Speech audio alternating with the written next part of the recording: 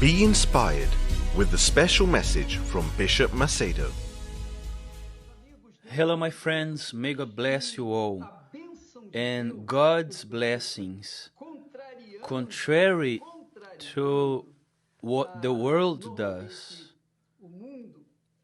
God blesses us when He gives us the assurance, the absolute assurance that He will do what He promised He would.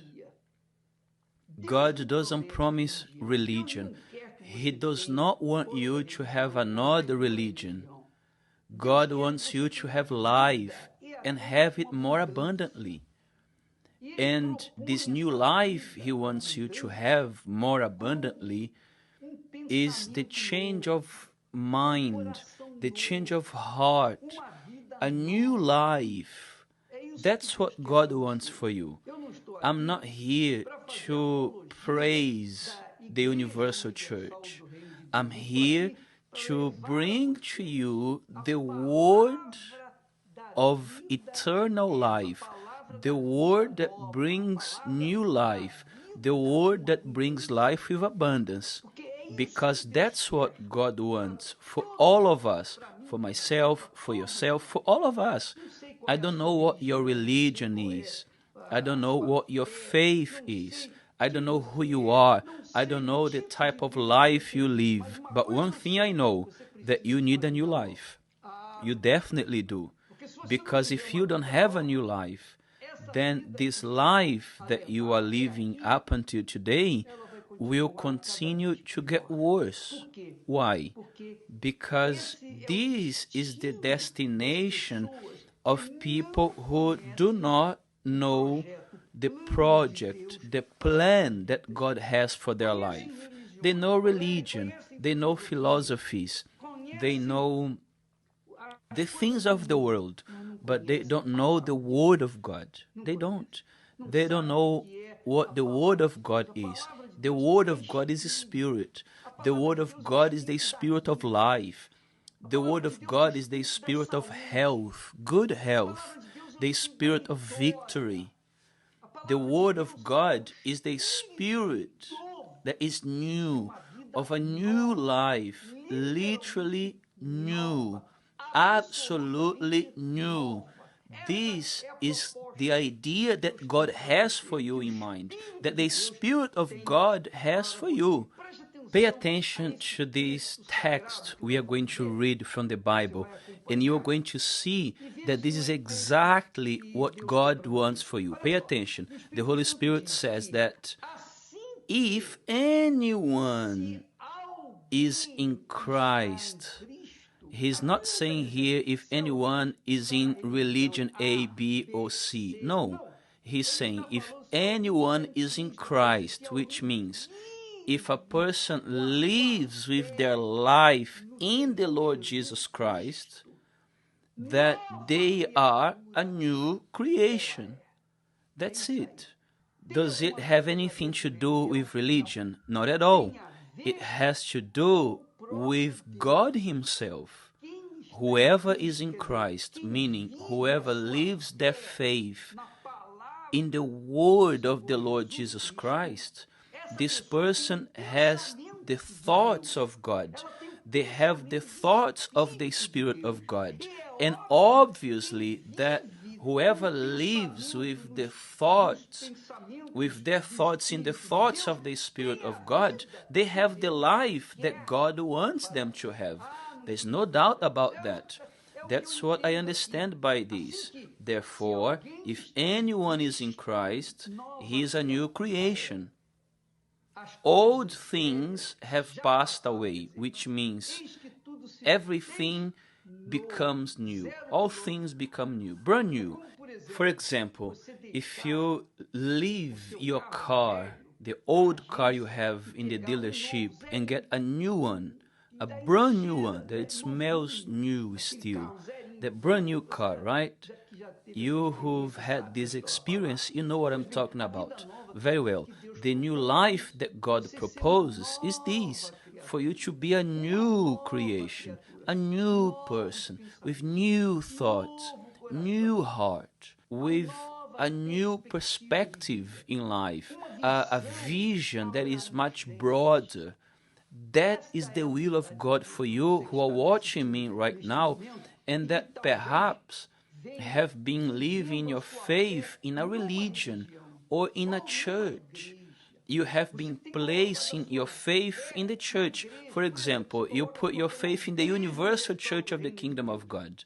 It's not the same thing. You have to put your faith in the word of God, the word that the universal church preaches and teaches and leads you to believe. This is the difference. If you place your faith in the universal church of the kingdom of God, then you are going to be religious. But if you place your faith in the Lord Jesus Christ, that the universal church of the kingdom of God preaches and teaches about, then you are going to have a new life. And this is the reason why many people are inside of the churches, inside their respective religions, and they live a life that is getting worse each day, a meaningless life, a miserable life. And this is not God's will. God wants you to carry within himself his thoughts, because if you carry God's thoughts in you, you are going to think like God. Yes or no? And then you are going to make choices, the choices God would make if he was in your place. Because with God's thoughts in you, you are going to have thoughts that are new, a new perspective. You are going to know how to choose. You are going to know how to make your choices, whether to get married or concerning your profession, your business, or your life in general. Whatever it is, you, with God's thoughts in you, by default, you have to have a new life. You have to have a new life, because that is the faith. This is what faith is called. Faith is certainty. Faith is not a doctrine. It is an assurance, a certainty that God will do what he promised to do. And his promise for you, for myself, for all of us, is a new life, a life with abundance. That is the difference, my friend. And this is what happened in the life of Dr. Maria Bezerra, a lawyer, a very intelligent woman, capable, graduated, who thinks, who uses her mind. She graduated, she has a successful profession. However, only when she decided to embrace this living faith, she put her mind in the thoughts of God, the universal church of the kingdom of God has been teaching about, only then her life changed. Let's watch now her testimony, please. When I was 7 years old, I started to see visions, I heard voices, I had nightmares. I didn't have peace. My soul used to hurt. I was not happy. My name is Maria Bezerra. I am 52 years old and I am a lawyer. I had a very difficult childhood because I had a sickness that was incurable. My skin used to peel off and the doctors didn't know what I had. And there I was diagnosed with a sickness without any cause. But the certainty that they had, it was that I was not going to be able to live. And from there on, my parents were so worried about what was going to happen to me. And they started to search and look for another way out. And I believe that they did a pact with another religion. And everything that they used to say, my father used to do, and I was getting better. My skin started to go back to normal, but I was a child who had restrictions. When I was 7 years old, I started to see visions. I had imaginary friends. I used to hear voice. I couldn't sleep. I had nightmares. And every day that passed, I felt like a sensation of stronger spirits. I used to feel unwell many times. I used to faint and I never came back. And I used to wake up there in the spiritualist center seeking for help. And many times when I would go there to take care of the dishes, the things that they had there on the altar of the spirits, I would faint and I wouldn't wake up and I would be there a long time unconscious. There was a certain day that I fainted in my home. And my father, he was desperate. He called the witch doctor and she said like this, there's no way. If she wakes up and we don't do the ritual and she doesn't shave her head, she's going to faint again and she won't wake up. And then there was a desperation in my family because for us to do the ritual, it was very expensive and we didn't have the conditions to do so. But it was my life. My father said, no, we're going to make a way and we're going to do it. So we contacted families, friends. My father and sister, they took loans to pay for this. I did, and I stayed 21 days isolated. I did all the obligations, and I did 3 months of spiritism, and then another year of development. And then it started to continue going, and my life was dedicated to them. I would sacrifice my whole life, and I had nothing back in return. And I didn't have peace. My soul, it used to hurt. I was not happy because my family, we always were united, but always sick. There was always missing something. My dad was always sick. He had, some improvements, but then my mom started to be sick. She started to forget about us. She started to forget about the things that she used to do. And every day it was just getting worse. We used to search for the doctors and all the doctors possible that we looked for. It was a very high price and there was no diagnosis for the sickness of my mother. The witch doctors, they said, you need to do a ritual to take this away because she's going to be well. And again, all the family, we got together to do this ritual, but it was so much more expensive and it was very different that humanly speaking we were not able to do it, but we wanted to see our mother well, so we did everything perfectly, nothing lacked, everything the way that they wanted to be done. We didn't fail anything. We were there completely obeying their rules. After roughly not long after that, maybe a month or two, my mother started to feel sick again and she went to the A&E and she died. And there, my life just collapsed because we had hope that we were a family. But my mom, she wasn't there anymore. And my head started to say, what am I going to do with my life? I don't want to know any more about spiritualists. I'm not going to go and I'm not going to go to anywhere else. And I started to go to the cemetery. I would go and speak to my mom every single day. I had to go to the cemetery to speak to my mom. And little time that I used to fall asleep, I used to have a nightmare. It was like it used to go inside of me. It's like a knife that would go inside of my heart, inside my soul. It's something horrible. After some time, I was invited by a friend. Seeing my suffering, he invited me and said, I have a place that's going to change your life. And I said, I don't want any place. I'm not going to no other place. No, there is a church, the universal church there. You are going to see, you're going to be different. And he insisted until one day my father said, daughter, go. And there in the obedience to my father, I went.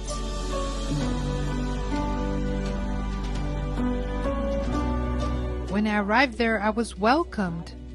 And the pastor came and spoke to me. There were 2 youths that were there. They were very friendly and they spoke to me. As the meeting was about to start, he said at the end, afterwards, I want to speak to you. I'm going to continue speaking to you and I'm going to give you a present. And I sat there in one of the first chairs. And the pastor started to preach. He was preaching and I didn't understand what he was saying. It was like there was a confusion in my head. When the pastor said amen, I left the church quickly and I went my way. And I got everything that I had. everything that I had related to the spiritism and the witch doctor. I took everything and I took it to the church. When I went into the Universal Church there, the pastor was at the door like he was waiting for me, and I couldn't stand it. I just said, I don't want the life that I have. This God that you say all about, that you speak about, the pain that was inside of me was so great that I've never heard about God. And I said, I want here, what is it that I need for me to have this God that you're speaking about?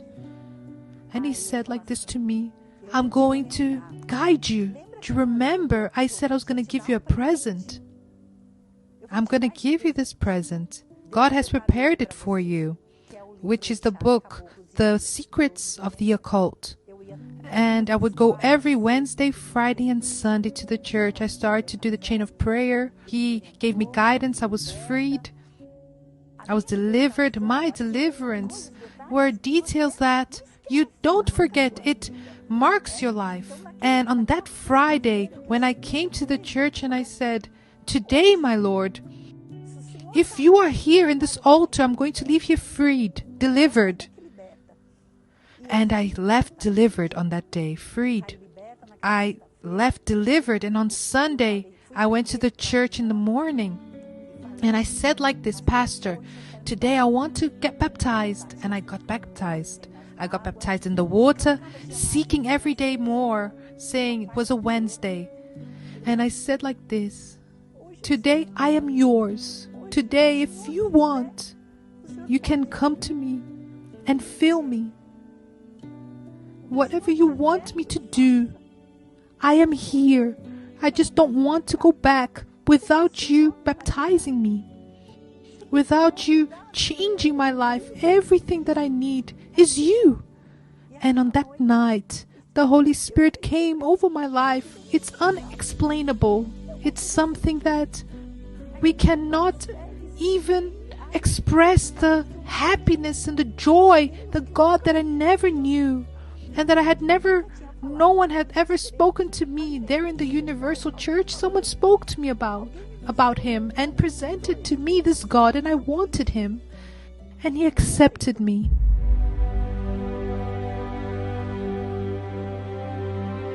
Everything changed. I didn't have any sickness anymore. My father, he didn't have any sickness. My family, I was able to eat of everything. I was able to eat everything, and I could sleep. Everything to me is joy. I have love.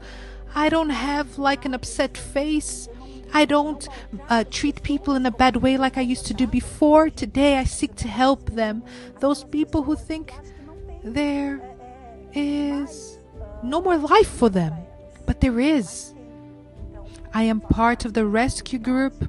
You know that hug that God has given to us, and today he hugs me. He can also hug those who we go to rescue. Today I am married with 3 children.